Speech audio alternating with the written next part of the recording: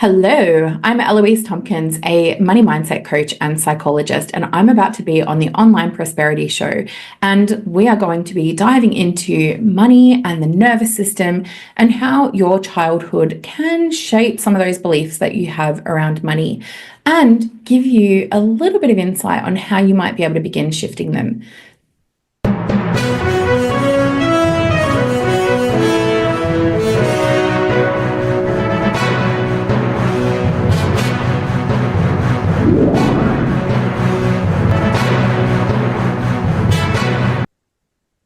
Welcome to yet another exciting episode of the Online Prosperity Show, your number one place where you find exclusive content from the brightest minds on the planet that are doing deepest, most transformational work out there.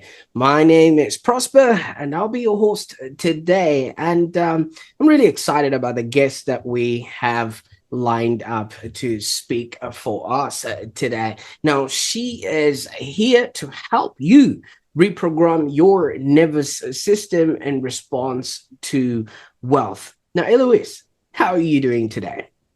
Hello, Prosper. Thanks so much for having me. I'm really good. How are you? I'm excited about today. A lot of people have issues when it comes to wealth, money, and dealing with finances and things of that nature. There's all these belief systems that we've been brought up with. Money doesn't grow on trees, or do I look like money, or anything that has been around since, they got exposed to money. And I'm guessing you are obviously here to silence those fears that are holding people back so that they can start building consistent momentum either in their business and also create financial freedom that they are capable of. It's a very exciting, role that you hold for a lot of people, because we're in the business to make money for real. Yeah, I think people forget that. People forget that they're here to make money and they are scared. They're scared of money. And it's fascinating to me how, and we were talking about this just off air, how money, the word money, holds such weight. But the reality is, it is just a word. But the association that we've got with the word and all of the memories and experiences that we have around money are what form our relationship with it, inform our response to it. And that's kind of what holds us back when it comes to creating that money in our business. So I'm super excited to talk more about it. Absolutely. And for those that are watching right now, obviously, thank you for choosing the Online Prosperity Show to be your source for content like this. Now, Eloise Tomkins is a psychologist that's turned herself into a money mindset coach, and she helps brilliant women to stop spiraling every time they level up. So many people are, doing this to themselves, where they sabotage their own growth as soon as real money starts showing up. So as you are going to notice, she's not your typical coach. She blends somatic nervous system work with a sharp business strategy to help women earn more while doing less without burning out and people pleasing, or sometimes over delivering just because we are a little bit shy that we're collecting money for things that we haven't done much about. And that happens a lot, especially when it comes to coaches and consultants. So if you've ever felt that you're doing life-saving work, but you're shrinking when it comes to charging for it, you're going to feel deeply seen in this particular episode, because Eloise didn't just build a business. She's actually broken generational patterns. She's rewired her own trauma and now helps others do the same. Oh, and if we're lucky enough, we're going to be hearing about her story of how she actually dived with sharks at night. And this kind of tells you the kind of person that we're dealing with. So stick with us till the end, because this episode might just hand you that emotional permission that you didn't know you needed. Okay. Now, Eloise, I work with a lot of coaches and consultants, and these are usually the people that are watching this show right now. Anytime I talk about, hey, you can make your business profitable and enjoyable, you can earn this certain amount of money, so many people, shrivel into their own shell. And you've been a diver before, like like a turtle, and and yeah, and they don't know how to deal with money. Do you know the reason why this is so? I just have this visual of like being underwater and like seeing the turtle. I love that. I love that. And it's so true. Like I have had numerous, hundreds of conversations about money with people, and it is fascinating that as soon as you say the word money or I'm a money coach, literally they will pull back. And I'm like, do you even notice what your body is doing right now? And they're like, no, what's my body doing? And I'm like, well, your face crinkled and you pulled back and I could see your shoulders hunch. And they're like, they had no idea that this response was even happening in their body. So there's so much disconnect between what our nervous system is communicating with us, and we're not even listening to it. We're not even aware of what's going on with our body. And so I guess that's the first thing, right? Like, because we're not even aware of how that's all playing out. And so when we don't have that awareness, how can we then go even deeper? Because I think we're aware, like, well, I want to make more money. Or, but if I make more money, then that makes me a bad person. Or I should be grateful for what I have. I've already got a house, like I've got a mortgage. Yeah, I should be grateful. A lot of people don't have that. Or I've got qualifications, but that doesn't mean that I get to charge more just because I'm qualified. Like there's so much that kind of goes on beneath the surface, underneath those beliefs that we can see.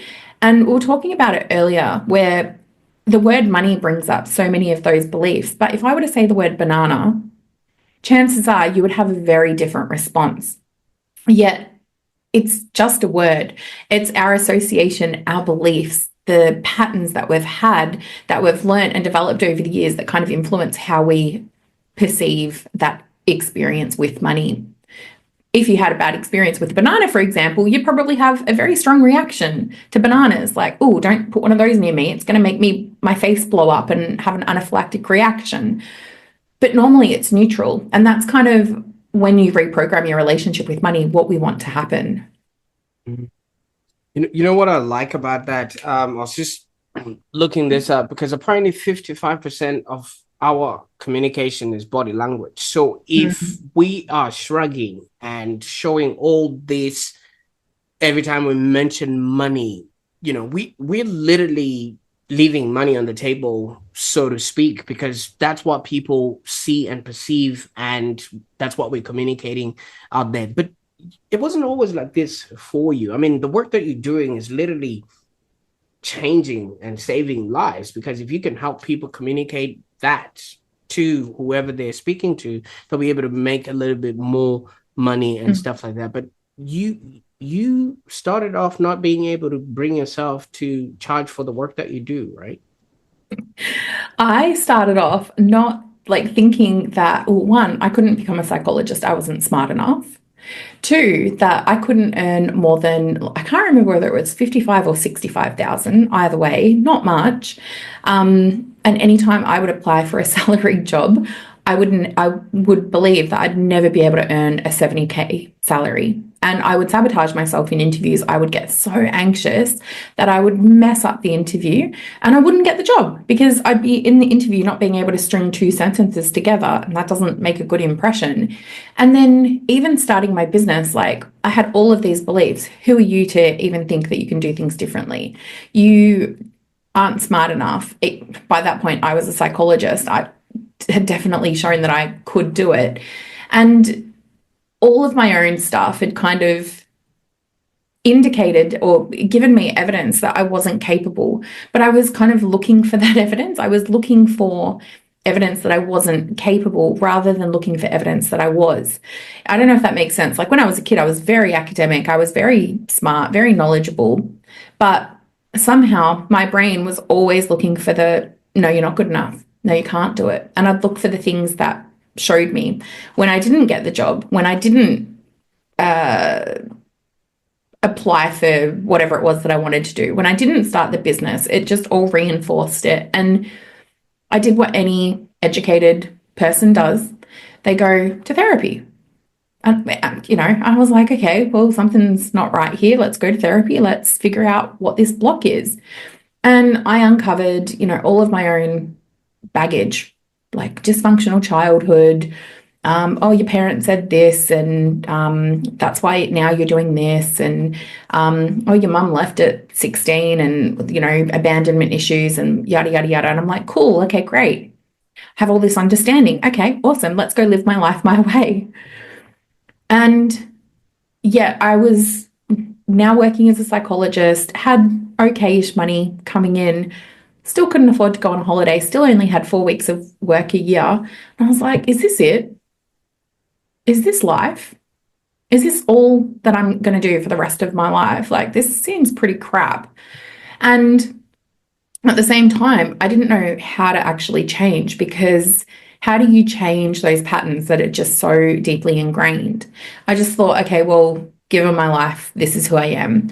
And it wasn't until, I guess, I discovered somatic therapy. And I was actually using it with a lot of my clients, because then I'd become that therapist. I didn't know how. I was like, how did I become this therapist?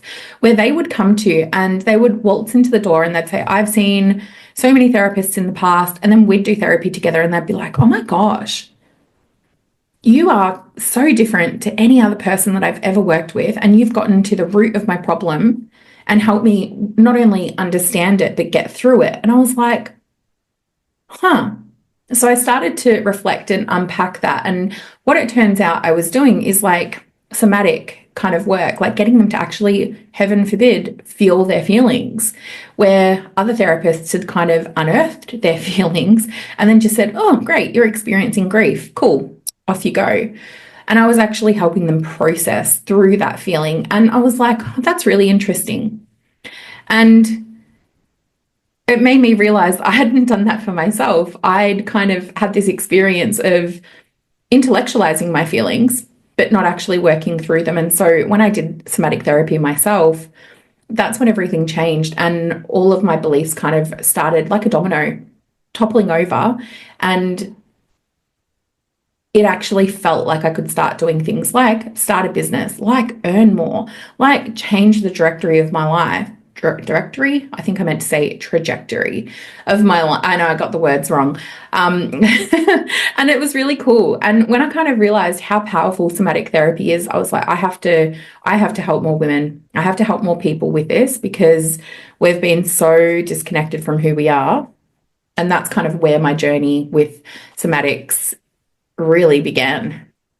And thank you so much for opening us up to all this, because there's something that you mentioned, the whole disconnect of how we are now approaching life. Okay. And so many people just look at things from a surface level, not knowing that there's roots and, these whole things come from a somatic level, like you're saying, from within. Now, it's something that you mentioned in passing about you being the girl at 16 when mom would have supposedly not have been there. How does this all play into what you've discovered about yourself now?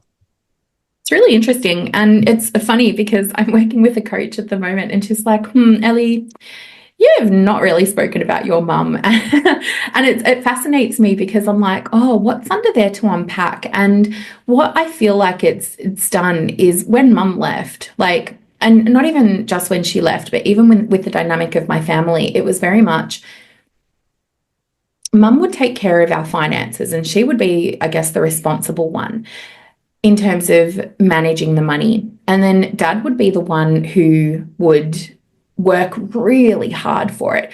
Like he would be gone constantly. He would be at work all the time.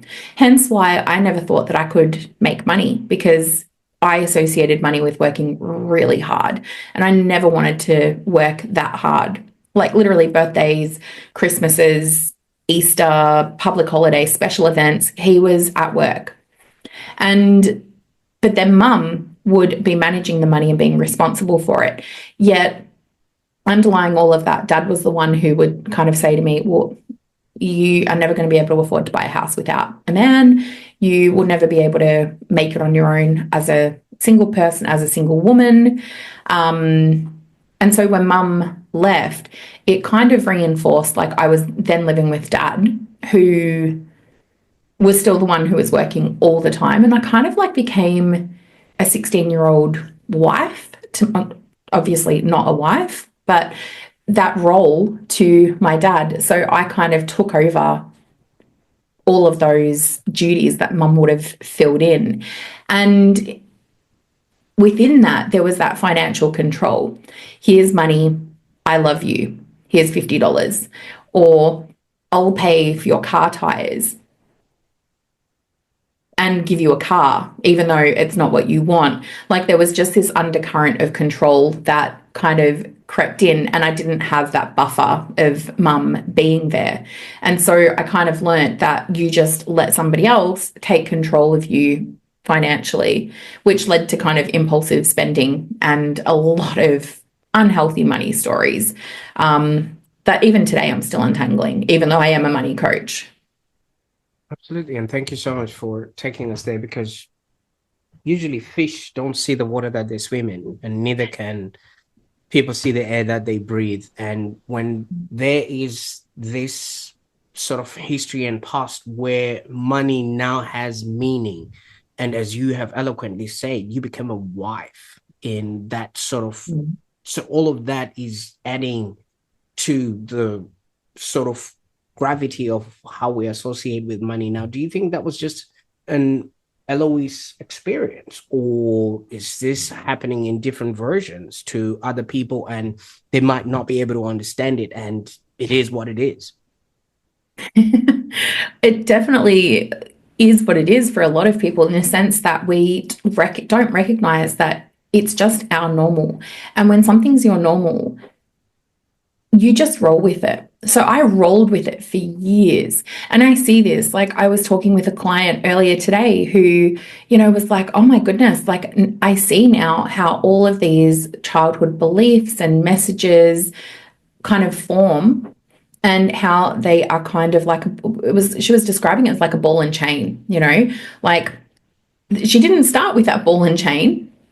But the ball and chain got added over the years, all of these messages that she didn't want nor ask for. And even though she was trying to live her life her way, she felt like she was being held back, dragged back by that ball and chain. And we all have the ball and chain. And what I talk about with my clients is the impact that our experiences have had on us. Because regardless of how you were raised, regardless of the family that you were brought up in, that all has an impact on us.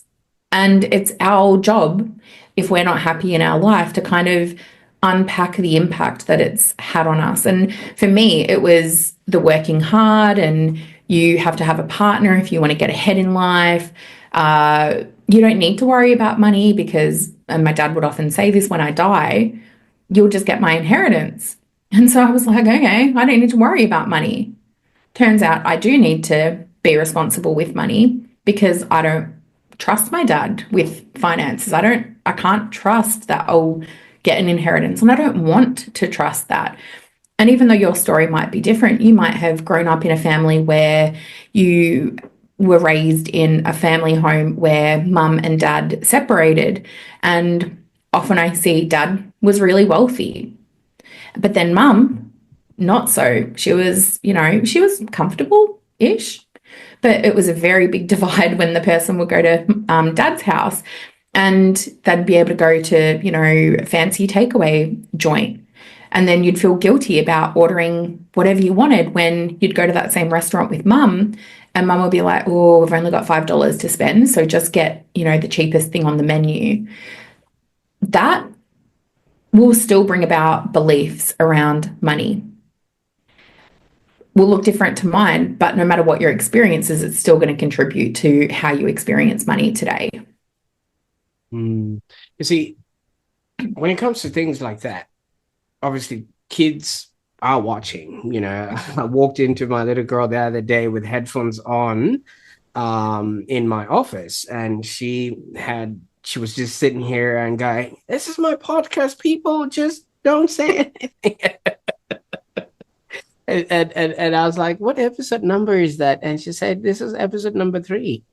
So I asked, have you been recording? She says, no, I'm just doing what you are always doing. So monkey see, monkey do. So in this particular instance, we might be operating in a world which has literally nothing to do with our own beliefs or our own viewpoints, but it's all been inherited and is generational. Mhm. How do people get past this then? Gosh, that's so interesting. And I see this a lot with money where, particularly when people have started to make money and they're like, wow, I've never made money before. And then their kids kind of come into the picture and their kids are like, oh, well, can we go to time zone for is time zone still a thing? I don't know. I have a dog, children, so I don't know when the time zone's still a thing. But the kids will come in and be like, I want to go to time zone. And the parents like, wow, the entitlement of the child just expecting that they can go do these things because they can now. And it's this like guilt and grief over the childhood that they didn't have, even though they wanted this for their kids. And so you're right, like in terms of that inherited nature. The interesting thing is, like, how do you then pass on a healthy money blueprint to your kids if you never received that? If you have only known this one way of being, which is often scarcity, not enough, lack, then and then you come into money, how do you actually pass down a healthy money mindset to your kids without kind of just throwing money at them and giving them everything, or without inadvertently, even though you have money, passing on that scarcity mindset regardless? And I think the first step of it is that awareness and being able to kind of check in and be like, giving ourselves like room just to be. Because and I know that sounds really small and really, I don't even know what the word is, boring perhaps, and maybe even hard, because we don't give ourselves that time and the space to actually just stop and to actually take a breath and check in with ourselves and be like, okay, what do I actually want? Because that is actually where the power lies. And on the flip side of that is often we don't know how to interpret the information that our body is giving us anyway. And so we're often saying that we're listening to our body, we're listening to our gut, we're listening to our intuition. But a lot of the time, what we're actually listening to is fear. So when people talk about, I'm listening to my gut said not to do that, your gut is where a lot of fear gets stored, a lot of anxiety gets stored there. And if you're not in tune with, well, is this actual fear because I'm standing in front of a lion? Or is this fear because saying no to that demanding client feels really confronting to my nervous system? So, yeah, I am feeling something in my gut. I don't know how to read that. And so awareness is the first and often hardest step. And a lot of people usually hit awareness when they're at that breaking point of like, I can't keep going like this, can't keep living my life in this way. It is just not working for me anymore. You see, now you're going into gut, and obviously the pharmaceutical industry was talking about gut health and all those probiotics and things of that nature, Mhm. which people now don't understand. That, wait a minute, if I just keep a clean gut, does that mean then that I'm actually, making the right decisions and things of that nature? So let's talk maybe the nervous system so that we have an understanding of what we're really referring to here, because most of our listeners would maybe hear the word regulate and think it's breathing deeper, or probiotics or whatever it is that we're talking about. What does nervous system work actually look like in your world?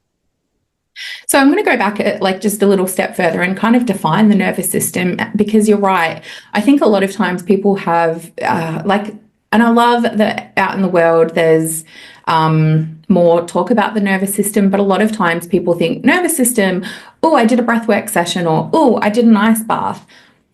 Cool. I'm not going to go down that rabbit hole. Maybe a little. Nervous system, if we think about how our body, how we interpret information. Our nervous system is designed to keep us alive. That is literally its only job. And the way that it does that is it collects information. So right now, you're collecting information through watching this, through hearing us talk, but your nervous system is also collecting information about other noises in the background. It's collecting information from your skin about the temperature of the room that you're in. It's collecting information about the scents that are around you, the things that you can smell, and I'm missing one, the things that you can touch. That's how our nervous system collects information. And then, boop, it sends that information up to our brain. And it's got like this little gatekeeper. And that little gatekeeper goes, do I need to act on this immediately? Are we safe right now? And it will scan a whole bunch of experiences that have been marked as unsafe. And it will go through those really quickly. And if it's something that is unsafe, like let's just say you're standing in front of a tiger and it knows, oh, tigers are scary, then it's going to say, oh, get the heck out of there. And that's your nervous system responding in a way that's triggering your fight, flight, freeze, fawn response. And the other way that you can respond is the gatekeeper lets whatever's happening through. And it's like, no, you're good. Like, oh, okay, cool. Then it takes the scenic route up to the brain, does a little drive by the beach and makes its way up to your brain and says, you're good. You can keep doing what you're doing. And the reason that the nervous system exists, like I said before, is to keep you safe. And we know that things like lions and tigers and bears, oh my, they're dangerous, right? But we also have this association with money, witnessing our parents growing up and they're arguing about money, hearing mum on the phone trying to beg for payment extension after payment extension because you just can't pay the bills, not having lights because you couldn't afford the power bill, not having enough food on the table, watching your step siblings that your dad went off and remarried go to a private school while you're living with mum 90% of the time, seeing dad inconsistently, and you have to go to this public school and can't go on school camp because mum can't afford it and dad's just upped and left. Now, okay, those are some extreme examples, and it could just be as simple as asking for $2 to go buy something at the canteen and your parents being like, oh, you're always asking for money. Those experiences get stored at that gate as, you know, scary or fearful or stressful. And so the more of those experiences we have, the more that it says, oh, okay, well, now we've associated money with fear. And this is something that we need to react to immediately. So hopefully that makes a little bit of sense in terms of what our nervous system is. And then if we flip over to the word regulation, what we mean by that is how can we manage, now that we know logically that money isn't actually something dangerous, lion, tiger, or bear, and we don't need to respond in that fearful, driven way. How can we regulate our nervous system? So how can we recognize that it's going to hit our gatekeeper, and our gatekeeper is going to want us to respond in a really intense way? How can we kind of manage our emotional response so that we're actually able to take a response that allows us to live a life aligned with our goals rather than getting hooked into that fight, flight, freeze, fawn response, which is, you know, an ice bath can be good or breath work can be good, but regulation isn't about doing those things as a once off. Regulation is kind of a literally moment by moment, day by day, minute by minute experience that we're constantly having to check in with our body and respond to in real time. Thank you so much for taking us on that, because now it really showcases that most of this has to happen from within. But if you notice the world that we live in today, Eloise, right now we're probably, somebody's watching this from YouTube or listening to this on Spotify or on Amazon. And obviously, for those that are tuning in, this is your cue to subscribe to the platforms that you're on right now. We are being exposed to so much information, so much content, sometimes with or without context. And today we see how people in Bujumbura are experiencing money, then we see how people in America are experiencing money, and we are not sure which way to follow. Does that mean we are dysregulated or we are broken in a way that if we can't figure out where, or we don't have a reference point that really showcases to us, how do we fix that? That's an interesting point. And I think like, because what you're talking about there is collectively, like how does the collective experience, how is our collective experience of money, and what is that like? And sorry, I'm just trying to think of how to articulate this, because what I'm speaking about, I guess, is that individual experience of money in terms of how do our individual experiences from our past contribute to how we view money today? Yeah. But then from a collective experience in terms of, well, as a society, for example, in Melbourne, and then broader out to Australia, and then, potentially broader out to the world or to different countries or to different regions or areas or cultures, how does money then relate? And I think that we are like, that's culturally going to be very different, but also in terms of, I guess what that's called is like co-regulation, in terms of, because when we think about our nervous system is built on how other people around us respond. And that's how we learn how to regulate our own nervous system or how to manage our own emotional responses. And if we're around family, for example, going back to our individual self and our family unit, and we kind of learn, okay, we respond to money with fear. I'm simplifying that. And then as a society, we go, oh, well, societally, we respond to money as fear. We respond to money as you need to work hard. Or, for example, women aren't meant to make money. Women are meant to be helpers, and they're meant to just give to other people and not expect anything in return for it. For example, being a psychologist and saying, hey, I actually want to make more money. Holy moly, that caused a stir in the field, to say that, because I should just bulk bill. I should just give my services away to people for free because they're experiencing significant mental health concerns. They shouldn't have to pay because they're really vulnerable. Never mind the fact that I have to pay my bills and yada, yada, yada. That doesn't matter. So I guess what I'm trying to say is, even though there's stuff going on in the world that is going to have an impact, there's also our belief system around that. There are going to be people out there who will see what's happening in the world and not be fazed because their belief around money is, you know what? I know that I can make money. Money comes. But then there are going to be other people who will use that as an excuse for why their business is falling apart at the seams. Well, it's the economy. No one's buying. Oh, everything in America's gone to shit, and that's why. Yet somebody else is making millions because they didn't let that, what's happening externally, affect them. So I don't know whether that kind of answers your question, but I definitely do see that those two I like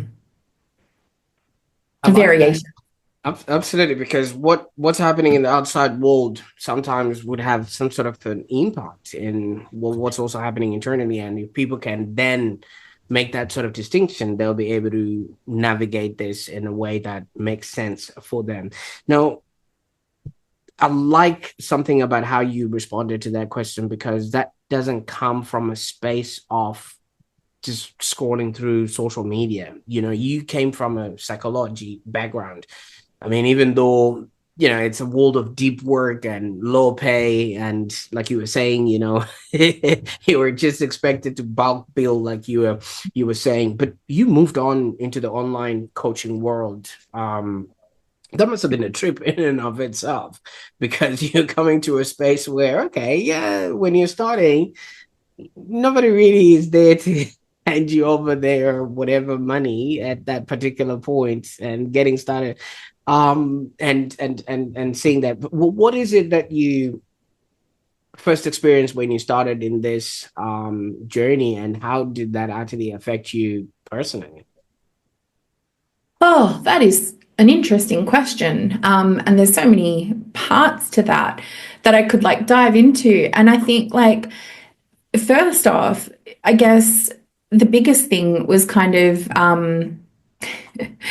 learning about business. I'm skilled as a psychologist. I'm brilliant at what I do. I have no doubt. I have clients that are like, Ellie, seriously, you are a magician. Like, what have you done to me in 3 sessions? And I'm like, I'm not a magician. I'm just brilliant at what I do. Marketing, lead generation, systems, niching, all of that was a learning curve. And that's kind of how I got into money, because I was out there like, hey, come work with me. I can help you. And nobody was interested. Nobody cared. But I also knew I didn't want to do psychology. I wanted to help women in a different way. And so then kind of moving into the online space, it brought up so much of my baggage, visibility. I don't want to get on social media. Who's going to listen to me? I don't have anything to say. Even now, I'm like, who would want to listen to me? I don't know. How do I do a 60-second reel on Instagram? Even though I've been sitting here talking to you, like, and I know that I can do it. I know that I can say it confidently, but it's still that. And then I hear my dad's voice, be quiet, don't talk, well, maybe he doesn't say those things, but that's kind of the message that I got, you don't know what you're talking about. I know what I'm talking about. You don't, so don't talk. And that message still comes through when I'm going to go post on socials. So overcoming, or still trying to overcome that one. And yeah, it's been like, and all of those things though impact money, right? Because you need to be visible to make money. You need to learn new skills to make money. It pushes you so far outside of your comfort zone. And you kind of need to leave behind this old identity, this old version of who you were that served you really well up until this point. You need to leave her, or I needed to leave her behind, so that I can step into this version who is still me, but is going to be able to live the life that, what, I get to choose. Nobody else gets to put me in that box anymore. I've broken free, and I'm going to step out of that golden cage and move forward. Absolutely. And when people show up to your doorstep, what is it that they walk away with? In terms of what, How are yeah, you helping people now? Yeah. yeah. It's amazing. They come and their minds are full. Their thoughts are racing. They can't think clearly. They know that there's more possible for them. They know that there's more money. And they can see it. They can taste it. They're like, just there. Like they could, if they put their hand out, they could reach it. But every time they put their hand out, it moves a little bit further away. It dances like, it's just out of reach. When they work with me, like the fog leaves their brain. They step out of that cage that they were trapped in. And not from this sense of, because a lot of them will say, oh, yeah, I know that I'm worthy of making money. And I'll ask them, yeah, but do you feel it? Do you feel it deep in your bones that you are worthy of making the money that you want? And that's where they shrink back. They're like, oh, no, I know that I'm capable of 7 figures.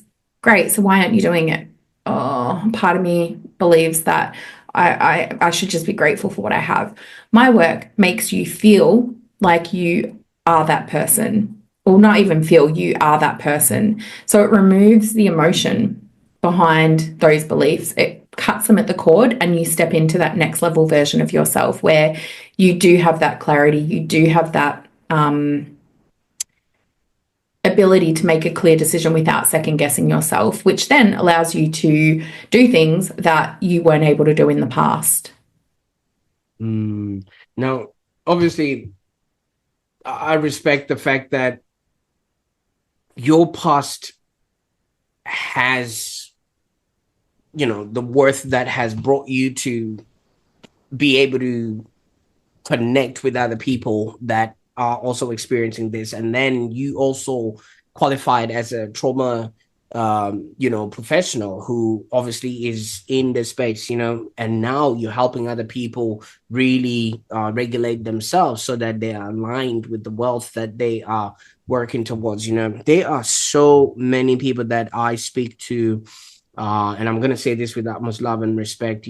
They go over, one weekend, listen to some really big guru talk about a certain concept, and maybe walk on a couple of calls on their way back home. They pass through a pharmacy, get ointment to fix their wounds, and while they're in the shopping center, buy a laptop, and by Monday morning they call themselves a coach. But your life story and your experience have been brought all together to now create what you have now, and you're sharing to people. What's the common response that you sort of hear when you show up and you start talking about money, and especially for people that don't quite know you yet? People are excited. People are really excited to have somebody who is talking about money, particularly in a different way. Because a lot of them, like you said, they've done the stuff. And I think a lot of people don't quite understand. They don't get the nervous system side of things, or they think that there's just another strategy or another book or another walking on coal session that they need to do, or another ointment or another podcast. And, don't get me wrong, I love the podcasts, but there's kind of this mentality of, I just need to figure out the next thing to do, because that's our nervous system saying, go, go, go, go, go. If you just do the next thing, it feels like that's the right move. But the right move is actually to slow down and tune in to your nervous system. And a lot of people don't want to do that because it's uncomfortable. Absolutely, absolutely. And for those that are watching right now or listening, if you've ever felt guilty about receiving money for your gifts, I want you to drop a money emoji in the comments there. Just put money out there, drop it out like it's confetti. And yeah, so that it becomes a normal situation around you. Now, Eloise, if somebody's watching and listening to this and maybe wants to find out how you can be of help to them, or get to see some of the work that you're doing, where can they begin, or where can they go to on the internet? Yeah, absolutely. One of the coolest resources that I have is a quiz that'll help you identify what out of the 4 nervous system patterns is your most predominant one that's holding you back from building more wealth in your business.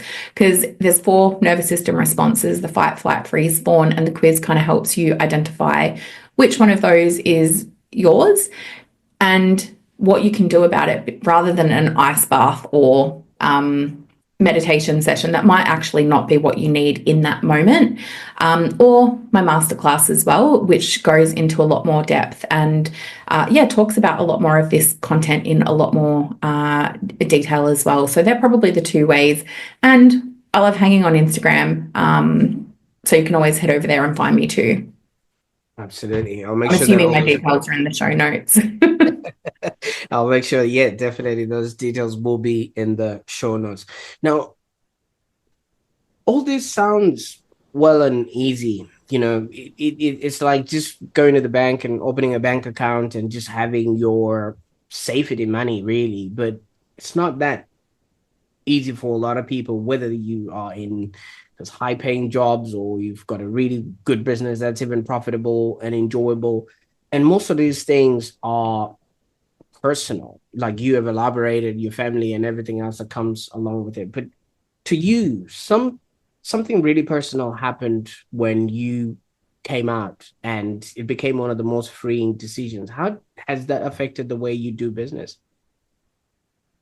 Oh, that's a really interesting question. And I think, again, it really comes back to leaning into that somatic based work, because I couldn't have done that without somatic work. Because for so long, I had pushed so much of myself down, and leaning into actually listening to my body and letting my body communicate to me in so many ways around boundaries, around preferences, sexually and otherwise, kind of let me go, you know what?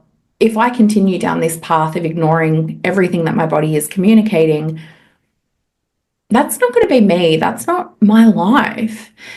And the somatic work really just led me to be like, no, this is who I am. And I can be safe letting that, like these parts of me out.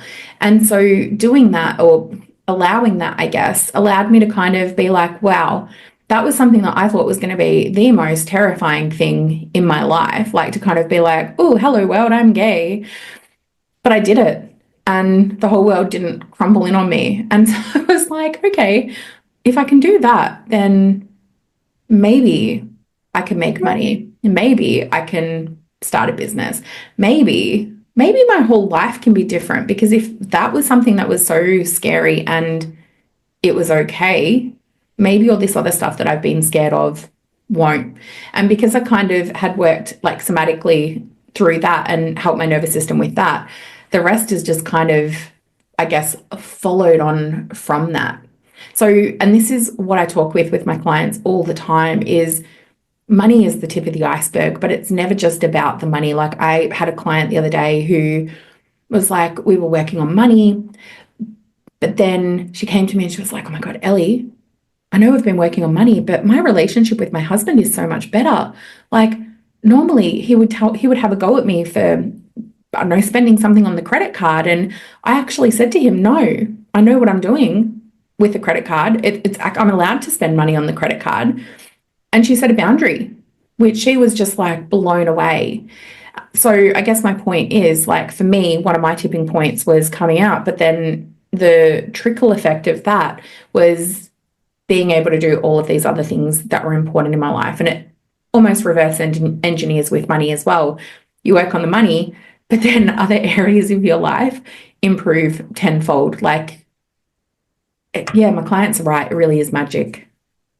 Absolutely. Thank you so much for obviously opening up with that part, because it's like you're driving a Ferrari, but you're driving it with the handbrake on.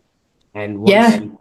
once you release that, everything else, the highway, the freeway, unless you're on punch road, then it's bumper to bumper. So, but amazing. But now, Eloise, I can't thank you enough for the time that we spent on the call today. I mean, you've shared with us your life story and your experience, and I know this has got tremendous value to those that are watching and listening. But now that you've brought us into your world, what's next? What can we expect that you're working on that we can jump on board and be excited to have, met you at this particular moment in our existence? That's such a good question. At the moment, my goal and what I want to keep working towards is speaking opportunities. So that's where I'm really keeping my eye out on at the moment, because I think that more conversations around money need to be had.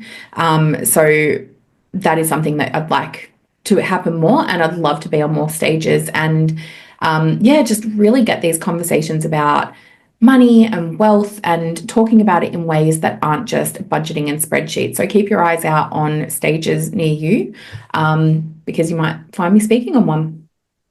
Absolutely. Now, I can't thank you enough. I mean, for those that are watching right now, if that didn't just crack open a few money wounds hiding in your nervous system, I don't know what else will. Eloise is just given us permission. And I want to call her the walking permission slip for everyone who's just felt too much, too soft, or just too stuck to charge their own worth, especially when it comes to the service and offers that we are putting out there. And if today's episode resonated with you, just drop a thumbs up in the comments, and just share with us, what is your money story?